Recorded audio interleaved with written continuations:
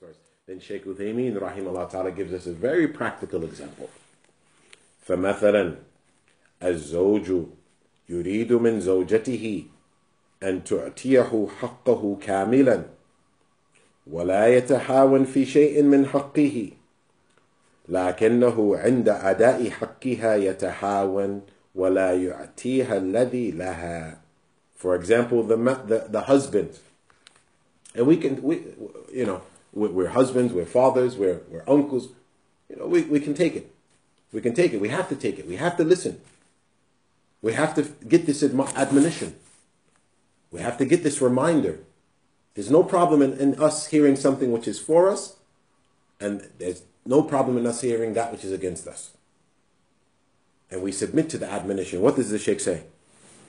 The Shaykh said, for example, the husband, he wants from his wife that she gives him all of his rights, and she is not deficient or negligent in giving him his rights. He wants that she's not deficient, she's not negligent. He doesn't accept deficiency or negligence. But when it's time to give her her rights, he's deficient. He doesn't give it. وَمَا أَكْثَرَ مَا تَشْكِي النِّسَاء مِنْ هَذَا التَّرَازُ مِنَ الْأَزْوَاجِ. And how often are the women complaining about this type of husband, or these types of husbands? وَالْعِيَاذُ بِاللَّهِ. We seek refuge in Allah. Shaykh Uthaymeen, and he's a husband, rahmatullah alayhi. At the time that he was saying this, he was a husband. He was a father. He was a husband. He said, may Allah protect us from this. حيث أن كثيرا من النساء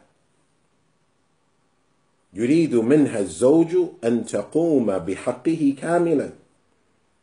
He said, as many women, he didn't say some, he said many women, their husbands, they want them to give them their full rights. لكنه لا يعطيها حقها. But he doesn't give her her rights. ربما ينقص أكثر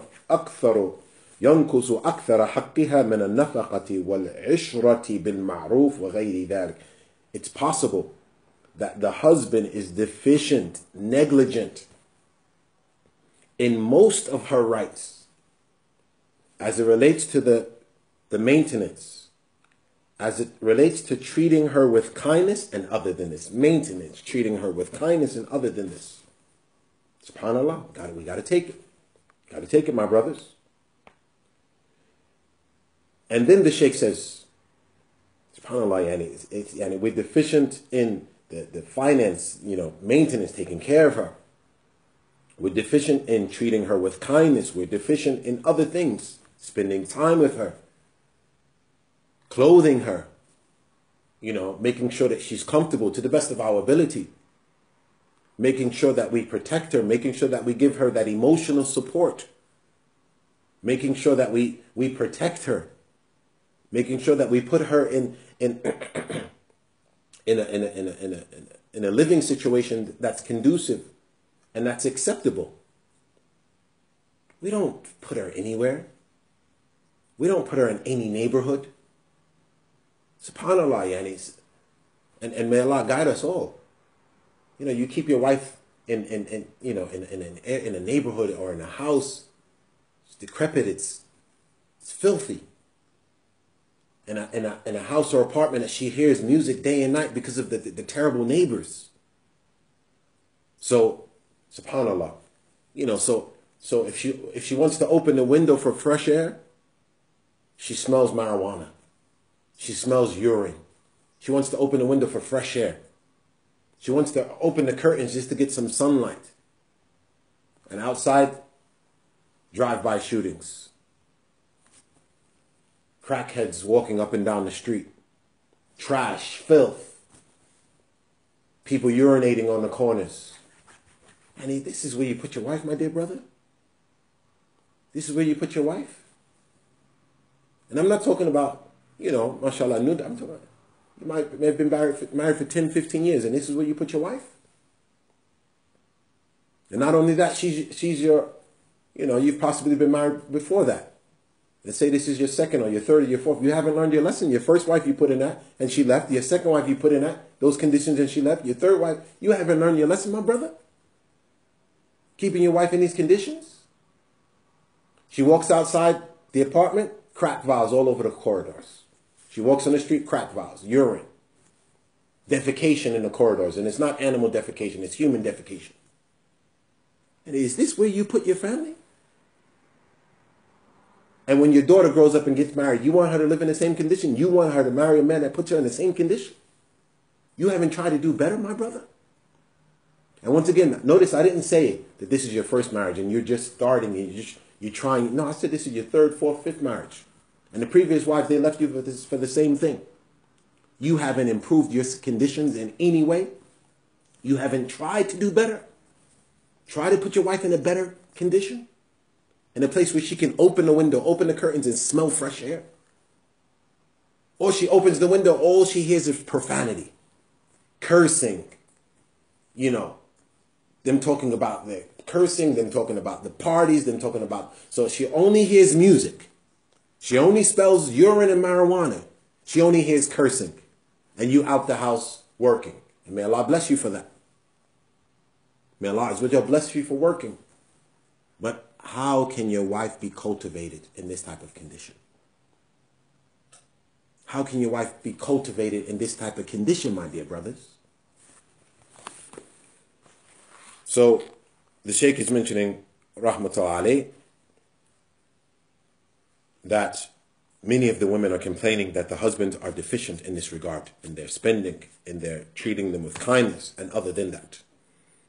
Then the Shaykh says, something very important, my dear brothers and sisters. This is very important for us to listen to. إن ظلم الناس أشد من ظلم الإنسان نفسه في حق الله. When you oppress others, it is worse than you oppressing yourself as it relates to the rights of Allah. It is worse when you oppress others. It is worse than you oppressing yourself. لأن ظلم الإنسان نفسه أو لأن ظلم الإنسان نفسه في حق الله تحت مشيئة إن كان دون شرك إن شاء الله غافر له وإن شاء عاقبه عليه. He said, because when you oppress yourself as it relates to the rights of Allah, you are under the will of Allah. As long as it's not shirk, and I'm going to explain, as long as it's not shirk, you're under the will of Allah. Allah can forgive you or Allah can punish you. What does the Shaykh mean by that? The Shaykh means by that, rahmatullah alayh, if I oppress myself, sinning, مثلا وَنَعُوذُ بِاللَّهِ, if a Muslim listens to music, that's between him and Allah.